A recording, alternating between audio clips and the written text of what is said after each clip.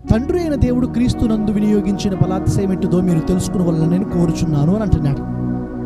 ఏ రకమైన శక్తినైతే తండ్రి అయిన దేవుడు కుమారుడైన యేసు క్రీస్తు ప్రభువారిని ఆ యొక్క మరణం నుండి తిరిగి లేపడానికి, తర్వాత ఆయన ఈ భూలోకంలో జీవిస్తున్నప్పుడు తండ్రి నాకు ఇచ్చిన అధికారాన్ని బట్టి నేను చేస్తున్నాను అని యేసు ప్రభువారు అంటారు. తండ్రి చిత్త ప్రకారమే నేను చేయడానికి ఇక్కడ వచ్చాను అంటారు. ఆయన నాకు ఆలోచన ఇవ్వకుండా నేను ఏమీ ఆలోచించను అంటారు.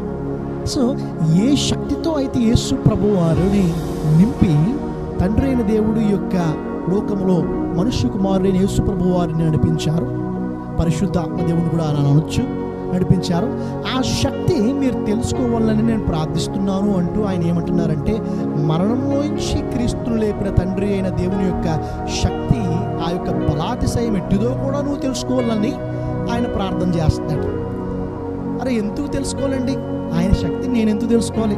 ఆయన బలాతిశయం నేను ఎందుకు తెలుసుకోవాలి అని అంటే, ఎవరైతే ఆయన విశ్వసించిన ప్రతి వారు కూడా నీవు మరణించినప్పటికీ ఏ శక్తితో అయితే, ఏ బలముతో అయితే తండ్రి అయిన దేవుడు యేసు ప్రభు వారిని లేపాడో, మరణము నుంచి జీవంలోనికి తీసుకొని వచ్చాడో, ఆ బలాతిశయంతోనే మనల్ని కూడా లేపబోతున్నాడు దేవుడు.